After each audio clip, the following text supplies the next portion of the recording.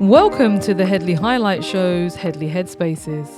The Headspaces are a series of thoughts and musings I have during the course of the week, and I chew all over them and I share them with you. And this week's Headspace is called Ibrahim Traoré and Why the World Unites Behind Him. The Headspaces are a feature of my weekly Friday night political talk show called The Headley Highlight Show. The Headley Highlight Show is aired every Friday on X, previously Twitter, where the show goes live 8 p.m. GMT, 3 p.m. Eastern Time. Or you can jump over to the replay, or you can go to my website, or jump up into YouTube, or on TikTok. Yes, people, I'm doing my best to be everywhere. However, I wish to say thank you to all the people who have subscribed on my YouTube channel that is growing beautifully. Thank you so much. I now have 1,661 subscribers. I'm trying to get to 1,500 and then 2,000. It's an absolute milestone. I've got this far already, so thank you. And if you haven't subscribed, join the community.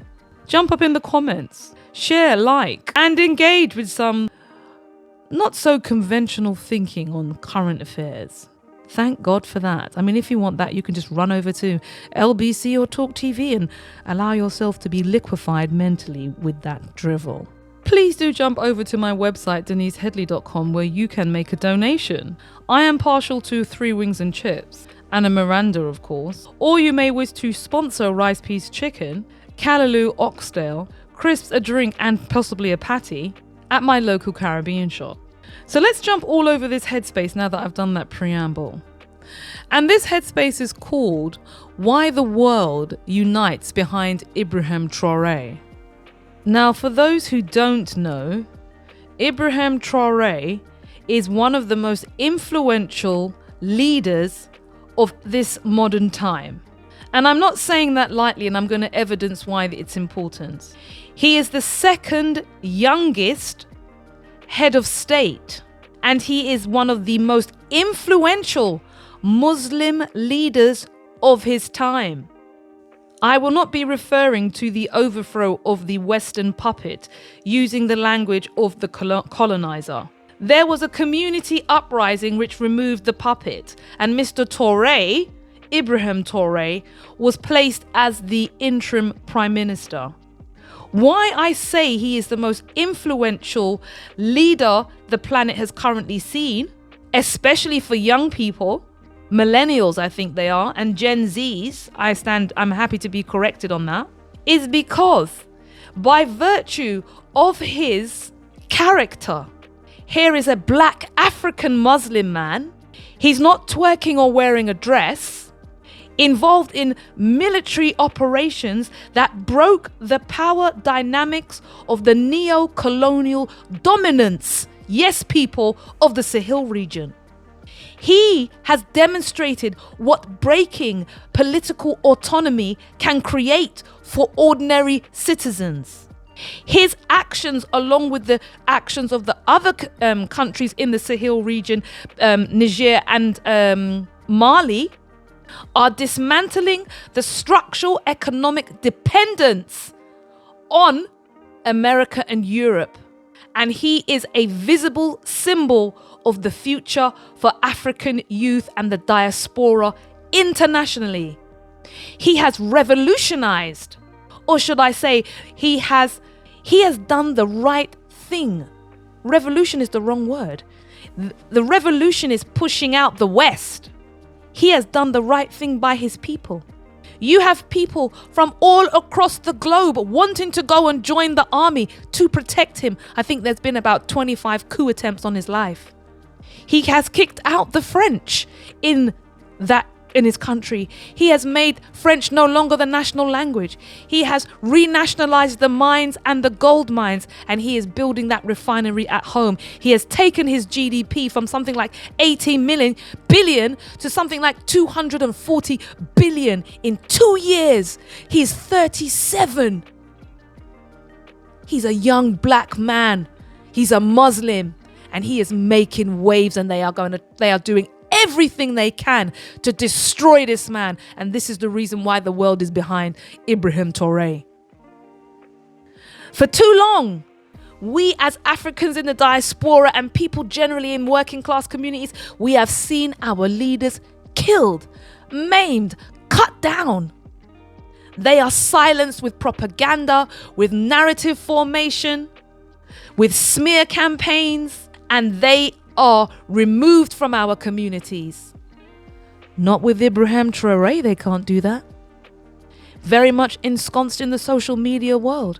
There was a demonstration on the 30th of April globally to stand with Traoré. And do you know how many people attended? Go on TikTok. You're not going to see that on LBC. You won't see that covered by any of those corporate legacy media channels. But believe you me, alternative media will show you what the real world is about. And you want to see the people. They came out for Traoré because he's seen as a symbol of Africa's rise. And this is the reason why he needs to be cut down for the imperialists, for the neo-colonialists, for the European Union, for France, for Britain, for America, because of what he represents and what he is doing in this country. France no longer is one of the largest exporters of gold. You know why? Because he has told France and the French companies, you're no longer exporting gold from our country. You know why? He renationalized the gold mines. That money is now going into Burkina Faso. He kicked out Air France from France. They had a complete monopoly on the whole of the Sahel. They've gone. He's kicked out all of the NGOs. He's kicked out the American military. He's kicked out the French military. This is the importance of Ibrahim Traoré. He is a beacon of light for young people. He is a beacon for Africa. And that's why he must not go down the same route as Gaddafi, as Saddam Hussein, as Afghanistan, as Lumumba, as Steve Biko. We must not allow it. And that's why we stand firm with Ibrahim Traoré. It's not going to happen on our watch. We have a responsibility for our community, not just where we live, everywhere on the globe. And when we see people standing up for their communities, doing the right thing, you know what we have to do? We need to stand with them too. I'm going to play you an excerpt from a UN Senate committee. And just as usual, they send a black man to mow down another black man. Don't forget your beloved Obama sanctioned the death of Gaddafi. And how many other people that look just like him in Iran and Afghanistan. He was an American president, people. Don't forget what their job title is. Enter stage left, General Michael Langley. US General Michael Langley's crazy accusations against Captain Ibrahim Traoré has sparked an outrage in Africa, and rightfully so. If you remember, General Michael Langley accused Ibrahim Traoré of this. Absolutely, Chairman. I see this and I don't mind calling them out, but Captain Traoré and Burkina Faso, as they know that both whether it's their gold reserves, that is all those proceeds are just in exchange to protect the junta regime. A firestorm of criticism has erupted across Africa following remarks by US General Michael Langley, the head of the United States Africa Command. He accused Burkina Faso's president, Captain Ibrahim Traoré, of misusing the country's gold reserves for personal protection rather than national benefits. And General Michael Langley made this comment during the US Senate hearing. And after he said that, Africans were angry, and rightfully so. The importance of that clip is the creation of a narrative to justify invasion. I think I told you previously there'd been about 25 attempts on Traoré's life already. They failed. They foiled a major coup on the last week on the 8th or 9th of April. This is the type of conversation that begins to brew in the newspapers locally, which then starts to justify the question for invasion. Or we'll hear the usual tropes about democracy and how it needs to be returned. And this community uprising doesn't represent a move towards democracy. And this will be the precursor for intervention. You already have von der Leyen saying that the alliances that the Sahel states are taking on are actually damaging to Europe. And they are damaging because all of the exploitation goes through European financial markets. So they perfectly benefit from the exploitation of that economic structure of extraction. Because Europe has effectively kept Africa in a almost like in a petrified state, like in a state where they want time to stop so that they can continue the relationship of extraction. How many of Africa's leaders were really that different from Ibrahim Traoré? You had Patrice Lumumba. He was killed in 1961 on the 17th of January. He was beaten, shot, and his body was dissolved in acid. He was one of Africa's greatest sons. And do you know who was behind that? The Belgians and the CIA. Then you had Thomas Sankara on the October the 15th, 1987. Who was behind his assassination? The USA and France. The metropolis wants to keep Africa in aspic. In 1973, you had the death of Alamakar Cabral. He was shot dead. He was in Guinea-Bissau. He was shot and then, according to that, by a disgruntled colleague.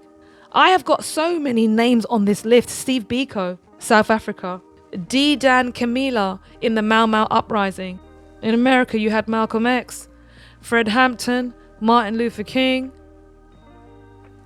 And what you have is a list of black leaders who have been mowed down whenever they challenged the structure of extraction, which basically always benefits Europe and America and leaves Africa impoverished. And this is what Ibrahim Traoré is breaking. He's bought 900 tractors, all this fertilizer, and he's building his own nuclear refinery. And I think they even but they're working on collaborating for their own electric car. This is what young male leadership in the black community, a Muslim leader, this is what it looks like. It's inspiring the world. It's inspiring young people, making them see across Africa what is possible when you have the political will and you don't have puppets running your country. So more power to Ibrahim Traoré and the governments of the Sahel region and their new alliance. We salute you, we support you, and we back you. And that's it. Cut! Don't forget to come back next week and make a donation at DeniseHeadley.com. See you next week.